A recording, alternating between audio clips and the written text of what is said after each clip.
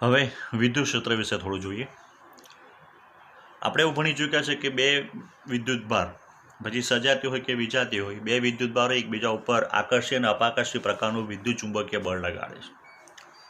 જો બે વિદ્યુત ભાર એકબીજાના ભૌતિક સંપર્કમાં ન હોવા છતાં એકબીજા ઉપર બળ કેવી રીતના લગાડી શકે? તો જે રીતના આપણે એવું જોઈ ગયા છે કે બે પ્રકારના બળ છે, એક સંપર્ક બળ અને બીજું ક્ષેત્ર બળ.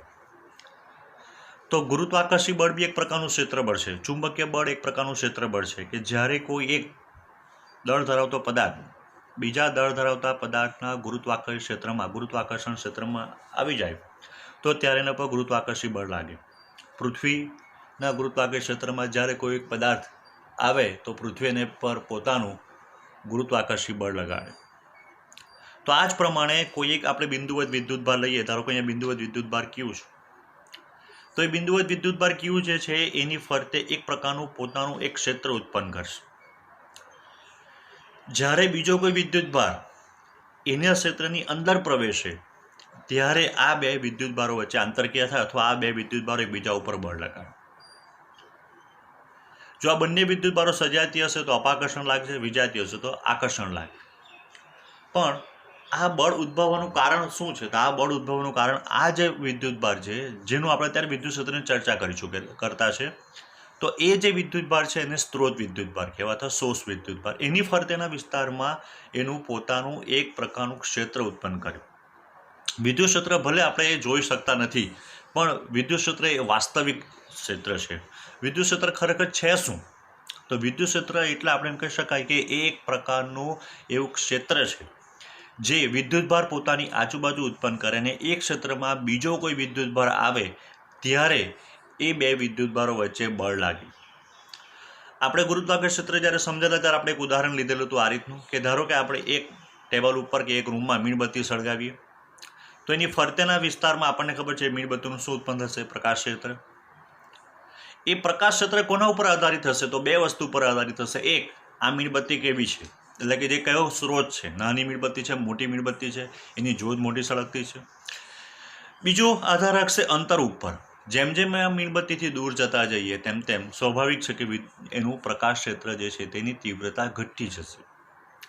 ધારો કે આપણે કોઈ એક બિંદુ પસંદ કરીએ અને તે બિંદુ પાસે ધારો કે આપણે કોઈ એક્સ વસ્તુ મૂકીએ તો એ એક્સ વસ્તુ આપણને દેખાય છે, તો આ જ બિંદુ આગળ આપણે કોઈ વાય વસ્તુ મૂકવાથી આપણને ન દેખાય એવું ન બને. કેમ? તો આ બિંદુ આગળ આ જે મીણબત્તી જે છે એ મીણબત્તીની તીવ્રતા અથવા પ્રકાશની જે તીવ્રતા છે એ તીવ્રતા આ બિંદુ આગળ કઈ વસ્તુ મૂકીએ એનાથી સ્વતંત્ર હોવી જોઈએ. તો અહીંયા આપણે જ્યારે વિદ્યુતભાર લઈએ તો આ ધારો કે બિંદુ પાસે આપણે અત્યારે કેપિટલ ક્યુ જેટલો વિદ્યુતભાર મૂકેલો છે. આપણે વિદ્યુત ક્ષેત્રની ચર્ચા કરતા છે સ્મોલ ક્યુની. તો ક્યુનું અહીંયા જે આપણે એમ કહેવાય વિદ્યુત ક્ષેત્ર ઉત્પન્ન થાય એ બે જ બાબત ઉપર આધાર રાખવો જોઈએ. એક આ ક્યુના મૂલ્ય ઉપર અને આ બિંદુ વચ્ચેનું અંતર ઉપર, એટલે કે બે બિંદુ વચ્ચે કેટલું અંતર છે એના ઉપર. હવે વિદ્યુત ક્ષેત્ર છે કે નહીં એને આપણને ખબર કેવી રીતના પડે? તો એના માટે આપણે ગુરુત્વાકર્ષણમાં બે એક ઉદાહરણ લીધેલું.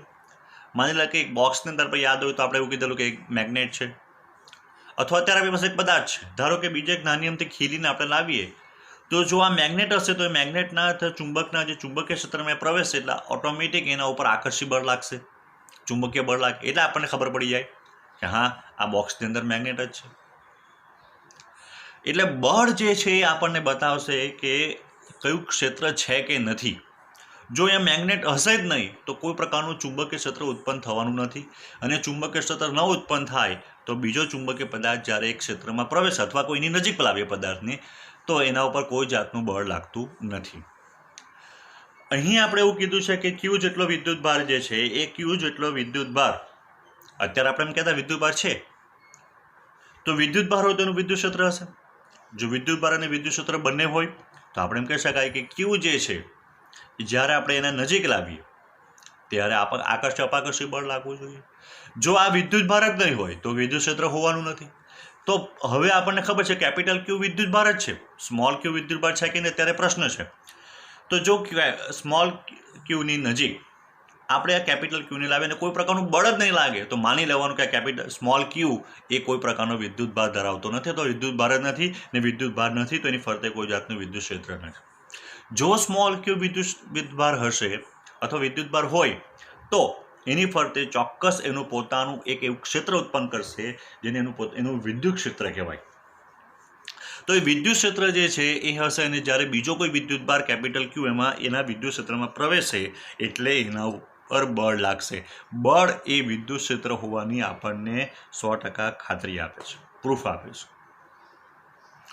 એટલે હવે જો આપણે વિદ્યુત ક્ષેત્રને સૂત્ર તારવવું હોય તો એ વિદ્યુત ક્ષેત્રની અંદર આપણે જ્યાં મીણબત્તીના ઉદાહરણમાં જોઈ ગયા એમાં બે જ વસ્તુ આવી જોઈએ અથવા બે જ બાબત ઉપર આધાર રાખવો જોઈએ. એક સ્ત્રોત ઉપર, સ્ત્રોત વિદ્યુતભાર ઉપર, અને બીજો અંતર ઉપર. આપણે હવે એમ કહીએ કે બે વિદ્યુતભાર છે કે આપણે સ્મોલ ક્યુ વિદ્યુતભાર લીધો છે, એનાથી આર અંતરે આપણે એક કેપિટલ સ્મોલ ક્યુ1 વિદ્યુતભાર લઈએ પી બિંદુ પાસે. તો આ બે વિદ્યુતભારો વચ્ચે બળ કેટલું લાગશે? એફ કે ક્યુ Q1/r². જો આપણે આને જો વિદ્યુત ક્ષેત્ર કહી દઈએ આ બળને, તો શું થશે? તો આપણે એમ કહી શકાય કે ક્યુનું પી બિંદુ પાસેનું વિદ્યુત ક્ષેત્ર Q1 પર આધારિત છે. સમજાવું બીજી રીતે. માની લો કે પી બિંદુ પાસે આપણે Q2 વિદ્યુતભાર મૂકીએ. જો પી બિંદુ પાસે આપણે Q2 વિદ્યુતભાર મૂકીશું તો શું થશે? તો એના પર લાગતું બળ કેટલું થશે? F = K Q2/r². એનો અર્થ કે બંને બળ જુદા જુદા થાય, બંને વિદ્યુત બળ જે છે જુદા જુદા થવાના, તો વિદ્યુત ક્ષેત્ર બી જુદું જુદું થાય. પણ કોઈ એક જ બિંદુ પાસે કોઈ એક જ વિદ્યુતભારનું વિદ્યુત ક્ષેત્ર સમાન હોવું જોઈએ. તો હવે જો આપણે આ Q1 ને નીચે લઈ લઈએ એટલે F/Q1 કરી દઈએ તો આપણને KQ/r². આ KQ/r² જે આપણને મળશે એ આપણને શું મળશે? તો વિદ્યુત ક્ષેત્ર પી બિંદુ પાસે એક સ્મોલ ક્યુનું વિદ્યુત ક્ષેત્રનું સૂત્ર મળશે, E, જેને E વડે દર્શાવાય છે, E. એટલે E = KQ/r². આગળ આપણે ચર્ચા કરી તેમ E જે છે વિદ્યુત ક્ષેત્ર માત્ર બે જ બાબતો પર આધાર રાખતો હોવો જોઈએ. એક ક્યુ વિદ્યુતભાર અને બીજું અંતર. જેમ અંતર વધશે તેમ સ્વાભાવિક છે કે વિદ્યુત ક્ષેત્રની તીવ્રતા ઘટતી જવાની. જે ક્યુ વિદ્યુતભાર છે સ્મોલ ક્યુ, જેના આપણે વિદ્યુત ક્ષેત્ર શોધતા છે, તે સ્મોલ ક્યુ વિદ્યુતભારને શું કહેવાશે? તો સ્મોલ ક્યુ વિદ્યુતભારને આપણે આગળ કીધું એ સ્ત્રોત વિદ્યુતભાર છે, સોર્સ વિદ્યુતભાર છે. જે અહીંયા વિદ્યુત ક્ષેત્ર છે કે નથી એ નક્કી કરવા માટે આપણે જે વિદ્યુતભારનો ઉપયોગ કરીએ છીએ તો એ વિદ્યુતભારને Q1, એને પરીક્ષણ વિદ્યુતભાર કહેવાય. એને શું કહેવાશે? પરીક્ષણ વિદ્યુતભાર.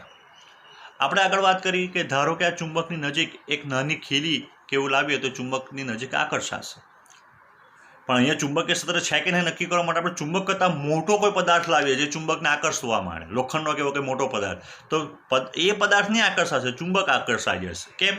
કારણ કે આ બી જો ચુંબકીય પદાર્થ હશે તો એનું પણ ચુંબકીય ક્ષેત્ર હશે. એ જ પ્રમાણે જો આ વિદ્યુતભાર હોય ને આ પણ વિદ્યુતભાર હોય, જો ક્યુનું વિદ્યુત ક્ષેત્ર ઉત્પન્ન થતું હોય તો Q1નું પણ વિદ્યુત ક્ષેત્ર ઉત્પન્ન થવાનું. પણ Q1 એ પરીક્ષણ વિદ્યુતભાર છે. એ એટલો સૂક્ષ્મ હોવો જોઈએ, એટલો નાનો હોવો જોઈએ કે જેથી એ મૂળ વિદ્યુતભાર કે વિદ્યુતભાર તંત્રના વિદ્યુત ક્ષેત્રમાં કોઈ પણ પ્રકારનો ફેરફાર કરે નહીં. એટલા માટે આપણે જે છે પરીક્ષણ વિદ્યુતભાર Q1 → 0 લેતા છે. Q1 → 0 એટલે વિદ્યુત ક્ષેત્ર જે છે સદિશ છે. તો વિદ્યુત ક્ષેત્રનું સદિશ બરાબર શું થશે? સૂત્ર લિમિટ Q1 → 0 F/Q1. તો આના ઉપરથી જો આપણે વિદ્યુત ક્ષેત્રની સચોટ વ્યાખ્યા આપવી હોય તો શું વ્યાખ્યા થશે વિદ્યુત ક્ષેત્રની? તો વિદ્યુત ક્ષેત્રની આ બંને સૂત્ર પરથી આપણને વ્યાખ્યા આપશે તો શું થાય કે કોઈ પણ વિદ્યુતભાર જે આપણે ક્યુ લીધો એ કોઈ એક વિદ્યુતભાર હોય અથવા ઘણા બધા વિદ્યુતભારોથી બનેલું કોઈ તંત્ર હોય. આગળ જતાં આપણે વિદ્યુતભારથી બનતા તંત્રની બી ચર્ચા કરવાના છે. તો કોઈ વિદ્યુતભાર કે વિદ્યુતભાર તંત્રની આસપાસના વિસ્તારમાં કોઈ પણ બિંદુ પાસે એકમ ધન વિદ્યુતભાર દીઠ લાગતું બળ એટલે જ તે બિંદુ પાસે તે વિદ્યુતભારનું વિદ્યુત ક્ષેત્ર. આ બળ કોણ લગાડે છે? Q1 પર લગાડે છે. કઈ જગ્યા ઉપર વિદ્યુત ક્ષેત્ર શોધ્યું છે? પી બિંદુ પાસે. જો બિંદુ બદલાશે તો વિદ્યુત ક્ષેત્ર બદલાશે. કેમ? કારણ કે આર બદલાવાનો.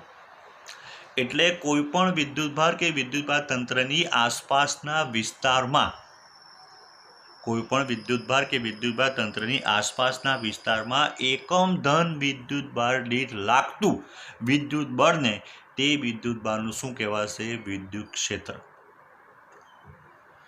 વિદ્યુત ક્ષેત્રને જો ખરેખર આપણે એક ભૌતિક અર્થઘટન તરીકે જોવા જઈએ તો એ શું છે? તો જુદા જુદા બિંદુઓ પાસે એ વિદ્યુતભારનું આપણને અસ્તિત્વ બતાવશે. જુદા જુદા બિંદુઓ પાસેની આસપાસ કોઈ પણ વિદ્યુતભારની આસપાસના વિસ્તારમાં આપણને એક એવું ક્ષેત્ર ઉત્પન્ન થાય, બરાબર, કે એટલે એ ક્ષેત્ર શું છે, તો એ ક્ષેત્ર વિદ્યુતભારની આસપાસ ઘણા બધા સદિશોનું બનેલું છે, અનંત સદિશોનું બનેલું છે. કારણ કે દરેક બિંદુ પાસે વિદ્યુતભારનું મૂલ્ય જુદું હશે, દરેક બિંદુ પાસે વિદ્યુતભારથી ઉત્પન્ન થતા વિદ્યુત ક્ષેત્રની દિશા જુદી જુદી હશે. એટલે વિદ્યુત ક્ષેત્ર શું છે, તો વિદ્યુત ક્ષેત્ર કોઈ પણ વિદ્યુતભારની આસપાસ અનંત સદિશો ધરાવતું એક ક્ષેત્ર છે. આ જે સૂત્ર છે એ સૂત્ર ઉપરથી જો આપણે વિદ્યુતભારનો એકમ લખવો હોય તો બળનો એકમ થવાનો ન્યૂટન અને વિદ્યુતભારનો એકમ થવાનો કુલમ, તો ન્યૂટન પર કુલમ એનો એકમ થશે. બીજો એકમ પણ છે એનો, એ આપણે જ્યારે વિદ્યુત સ્થિતિમાનની ચર્ચા કરીશું ત્યારે આપણે જોઈશું. તો ન્યૂટન એટલે આપણને ખબર છે M1 L1 T-2, કુલમ એટલે A1 T1, તો આના ઉપરથી M1 L1 T-3 A-1. આ વિદ્યુત ક્ષેત્રનું પારિમાણિક સૂત્ર થશે.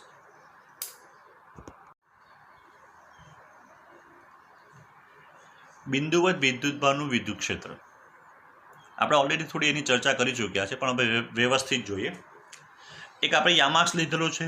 યામાક્સના ઉગમ બિંદુ પર આપણે કેપિટલ ક્યુ જેટલો એક બિંદુવત વિદ્યુતભાર મૂકેલો છે. એ બિંદુવત વિદ્યુતભારથી પી બિંદુ કે જેનો સ્થાન સદિશ આર છે ત્યાં આપણે કોઈ Q0 જેટલો વિદ્યુતભાર મૂકીએ. કેપિટલ ક્યુ આપણો સ્ત્રોત વિદ્યુતભાર છે અને Q0 એ આપણો પરીક્ષણ વિદ્યુતભાર છે.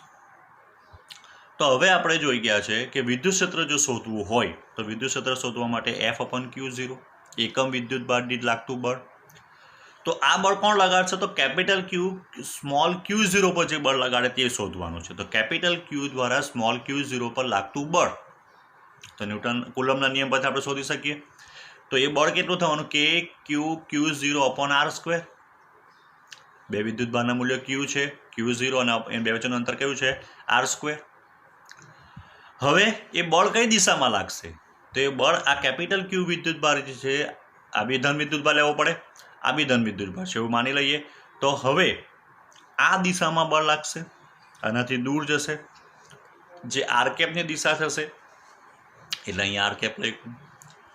હવે જો Q0 ને નીચે લઈ આવીએ તો F/Q0, પણ F/Q0 વ્યાખ્યા અનુસાર શું થશે, E, એટલે KQ/r² × r. E સદિશનું સૂત્ર આપણને મળશે KQ/r² × r, અથવા K બરાબર આપણે વેલ્યુ મૂકી દઈએ 1/4πε0 Q/r² × r. આગળ આપણે ચર્ચા કરી કે ભાઈ કોઈ પણ બિંદુ પાસે વિદ્યુત ક્ષેત્ર આપણને સદિશ સ્વરૂપે મળશે. વિદ્યુત ક્ષેત્ર પોતે સદિશ રાશિ છે અને વિદ્યુતભાર પોતાની આસપાસના વિસ્તારમાં અનંત સદિશ ધરાવતું એક પ્રકારનું ક્ષેત્ર છે. તો કોઈ પણ બિંદુ પાસે વિદ્યુત ક્ષેત્રની દિશા શોધાય કઈ રીતે, તો આપણે ધારો કે કેપિટલ ક્યુ વિદ્યુતભાર જે છે એ કેપિટલ ક્યુ વિદ્યુતભારની પી બિંદુ પાસે દિશા શોધવા માંગતા છે. તો કઈ રીતના શોધાશે, તો કેપિટલ ક્યુ વિદ્યુતભાર જે છે તેની દિશા શોધવા માટે આપણે જે બિંદુ પાસે અહીંયા દિશા શોધવાની હોય ત્યાં એકમ ધન વિદ્યુતભાર મૂકવાનું. આ કેપિટલ ક્યુ નું વિદ્યુત ક્ષેત્ર શોધવાનું છે. તો કેપિટલ ક્યુ અથવા જેનું વિદ્યુત ક્ષેત્ર શોધવા માંગતો હોય તે વિદ્યુતભાર આ આપણા એકમ ધન વિદ્યુતભાર પર કઈ દિશામાં બળ લગાડશે, આ દિશામાં અપાકર્ષણ. તો જે દિશામાં બળ લગાડે એ જ દિશા કોની આવશે, તો તે બિંદુ પાસે વિદ્યુત ક્ષેત્રની દિશા બતાવે. અહીંયા આપણે જોઈ ગયા તો અહીંયા આપણે એવું કહી શકાય કે ધેરફોર F = Q0E. તો એનો અર્થ F અને E બંને એક જ દિશામાં થવાનું. અહીંયા વચ્ચે પ્લસ છે એટલે જો માઇનસ હતો તો વિરુદ્ધ દિશામાં થશે. તો F અને E બંને કઈ દિશામાં થશે, એક જ દિશામાં થવાનું. એટલે જે દિશામાં બળ લાગતું હોય એ જ દિશામાં વિદ્યુત ક્ષેત્ર ઉત્પન્ન થાય. આપણે હવે જોઈએ તો માની લઈએ કે આપણે અહીંયા કેપિટલ ક્યુ વિદ્યુતભાર લીધો છે. આ કોઈ બિંદુ છે તે બિંદુ પાસે આપણે વિદ્યુત ક્ષેત્રની દિશા શોધવા માંગીએ છીએ. તો કેપિટલ ક્યુની આ બિંદુ જે છે, ધારો કે બિંદુ નામ આપીએ P, તો એ દિશા શોધવા માટે શું કરીશું, તો અહીંયા એકમ ધન વિદ્યુતભાર મૂકવાનો. તો અપાકર્ષણ લાગવાનું બંને વચ્ચે, એટલે આ દિશામાં, તો અહીંયા વિદ્યુત ક્ષેત્ર આપણને મળશે. આ બિંદુ શોધવું હોય તો અહીંયા મૂકવાનો એકમ ધન વિદ્યુત ભાર, તો આ દિશામાં. એ જ રીતે એની ફરતેના કોઈ પણ જગ્યાએ આપણે એકમ ધન વિદ્યુત ભાર મૂકીએ તો એકમ ધન વિદ્યુત ભાર પર આ કેપિટલ ક્યુ જે દિશામાં બળ લગાડે એ દિશામાં તે બિંદુ પાસે વિદ્યુત ક્ષેત્ર આપણને અથવા વિદ્યુત ક્ષેત્રની દિશા મળે. જો આપણો વિદ્યુત ભાર જે છે એ માઇનસ છે, ઋણ વિદ્યુત ભાર છે, ક્યુ જે છે આપણો એ ઋણ વિદ્યુત ભાર છે. આ પી બિંદુ પાસે આપણે દિશા શોધવા માંગતા છે, તો પી બિંદુ પાસે દિશા શોધવા માટે મૂકવાનો તો અહીંયા એકમ ધન વિદ્યુત ભાર જ. તો હવે આ માઇનસ છે, આ પ્લસ છે, એટલે આકર્ષણ લાગવાનું, ક્યુ એના ઉપર આકર્ષણ બળ લગાડવાનું. આ એકમ ધન વિદ્યુત ભાર ક્યુ ઉપર આકર્ષણ બળ લાગે તે નથી જોવાનું. માઇનસ વિદ્યુત ભાર, માઇનસ ક્યુ વિદ્યુત ભાર જેનું આપણે વિદ્યુત ક્ષેત્ર શોધવાના છે તે વિદ્યુત ભાર એના ઉપર કઈ દિશામાં બળ લગાડશે, તો આકર્ષણ બળ લગાડશે. એટલે પીના આ બળ આકર્ષણ બળ લાગશે, એટલે આ દિશામાં. અહીંયા મૂકીએ તો અહીંયા ધન વિદ્યુત ભાર આ દિશામાં. કોઈ પણ જગ્યાએ આપણે મૂકીએ તો બધી જગ્યા ઉપર શું થશે, તો વચ્ચેનો જે ક્યુ માઇનસ ક્યુ વિદ્યુત ભાર એના ઉપર આકર્ષણ બળ આ દિશામાં લગાડશું. એટલે આપણે એવું કહી શકાય કે કોઈ પણ બિંદુ પાસે વિદ્યુત ક્ષેત્ર કઈ રીતે શોધી શકાય, તો કોઈ પણ બિંદુ પાસે વિદ્યુત ક્ષેત્ર શોધવું હોય તો તે બિંદુ પાસે આપણે એકમ ધન વિદ્યુત ભાર મૂકવો. ભલે પછી ઋણનું વિદ્યુત ક્ષેત્ર શોધતા હોય, ધન વિદ્યુત ભારનું વિદ્યુત ક્ષેત્ર શોધતા હોય, કોઈ તંત્રનું વિદ્યુત ક્ષેત્ર શોધતા હોય, જે બિંદુ પાસે આપણે વિદ્યુત ક્ષેત્ર શોધવા માંગતા હોય તે બિંદુ પાસે એકમ ધન વિદ્યુત ભાર મૂકવો અને એકમ ધન વિદ્યુત ભાર પર જે દિશામાં બળ લાગે એ જ દિશા તે બિંદુ પાસે વિદ્યુત ક્ષેત્રની દિશા હશે. બે બિંદુવત વિદ્યુત ભારને લીધે ઉત્પન્ન થતું વિદ્યુત ક્ષેત્ર, એના માટે આપણે શું કર્યું છે, તો એના માટે આપણે ગામાક્સ જે છે એક્સ વાય ઝેડ, તો બે બિંદુવત વિદ્યુત ભાર લીધા છે Q1 અને Q2. Q1નો સ્થાન સદિશ R1, Q2નો સ્થાન સદિશ R2. પી બિંદુ, જે બિંદુ પાસે આપણે વિદ્યુત ક્ષેત્ર શોધવા માંગતા છે તો જેનો સ્થાન સદિશ છે R. જો કોઈ બિંદુ પી પાસે આપણે વિદ્યુત ક્ષેત્ર શોધવું હોય તો શું શોધવું પડે, F/Q0 એકમ વિદ્યુત ભારથી લાગતું બળ. તો Q0 પર કોણ બળ લગાડવાનું, તો Q0 પર Q1 અને Q2 બંને બળ લગાડવાના, જે આપણે સંપાત પ્રમાણ સિદ્ધાંતમાં જોઈ ગયા છે. તો એ બળ કેટલું લાગશે કે Q1 Q0 અપન R1². ધારો કે આપણે માનીએ કે Q1 અને Q0 વચ્ચેનું અંતર R1 છે, કે Q2 Q0 અપન R2² into R2 cap. જે R1 કેપ એટલે, તો R1 કેપ એટલે આપણે એમ કહી શકાય કે Q1 થી Q0 ની દિશામાંનો એકમ સદિશ. R2 કેપ એટલે Q2 થી Q0 ની દિશામાંનો એકમ સદિશ. અથવા આપણે શું લખી શકીએ, અથવા આપણે એવું લખી શકાય કે Q1 Q0 આપણે આની ચર્ચા સંપાત પ્રમાણના સિદ્ધાંતમાં કરી ચૂક્યા છે, R-R1 અપોન R-R1 નો ક્યુબ, કે Q2 Q0 R-R2 નો ક્યુબ ઇન્ટુ R-R2. આ સદિશ છે અને આ નીચે એનું મૂલ્યનો ક્યુબ છે. થોડું એને સાદરૂપ આપીએ આપણે, તો સાદરૂપમાં શું થશે, તો Q0 બહાર આવી જશે બંનેમાં છે એટલે, બાકીનું તેનું તે જ લખેલું છે કે Q1 Q0 નીચે લખી દીધો છે અહીંયા. તો વ્યાખ્યા અનુસાર શું થઈ ગયું, તો વ્યાખ્યા અનુસાર F/Q0, તો F/Q0 ઇક્વલ્સ ટુ E બરાબર K Q1 R-R1 upon R-R1 નો ક્યુબ પ્લસ Q2 R-R2 ના છેદમાં R-R2 નો ક્યુબ. જો n વિદ્યુત ભાર હોય, તમને જે મેં પેલું થિયરી મોકલાવેલી છે આખું પેમ્પલેટ મોડર્નનું, તો તેની અંદર આ થિયરી n વિદ્યુત ભારોને લીધે ઉત્પન્ન થતું વિદ્યુત ક્ષેત્રના સ્વરૂપમાં લખેલી છે. તો એ બંને એક જ છે, પણ આપણે આગળ જતાં આનો ઉપયોગ કરવાના છે એટલા માટે મેં બે વિદ્યુત ભારો માટે તમને સાબિત કરી બતાવ્યું. જો વ્યાપક રીતે લખવામાં આવે n વિદ્યુત ભારો હોય તો n વિદ્યુત ભારોને કઈ આવશે, તો એમ કહેવાય કે K summation I equals to 1 to n, Q1 Q2 આવે એટલે આ થઈ જવાનો QI, R માઇનસ RI નો ક્યુબ. Q1 બરાબર 1 મૂકો એટલે આ પદ મળશે, Q1 બરાબર 2 મૂકો અથવા I બરાબર 2 મૂકો એટલે આ પદ મળશે. 3 વિદ્યુત ભાર હોય તો I બરાબર 3, 4 બધાનો સરવાળો કરતો જોઈએ. આકૃતિમાં જો આપણે જોઈએ તો આકૃતિમાં આપણે વાત કરીએ તેમ જે બળ લાગશે કઈ દિશામાં લાગશે, તો બળ જે લાગવાનું જે છે એ બળ એકમ ધન વિદ્યુત ભાર મૂકવામાં આવે તો આ દિશામાં લાગશે. એટલે આ જે આપણને મળવાની જે છે એ E1 અહીંયાથી આપણે જોઈ જોઈએ તો આ જે આપણને મળશે એ E2 E1 E2 મળી ગયા. હવે સમાંતર બાજુ ચતુષ્કોણ પ્રમાણે ચતુષ્કોણ પૂર્ણ કરીએ.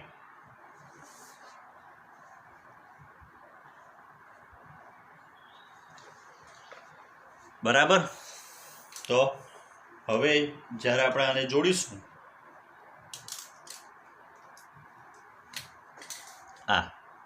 તો આ બિંદુ પાસે પરિણામી વિદ્યુત ક્ષેત્ર ની દિશા આપણને મળી જશે. બરાબર.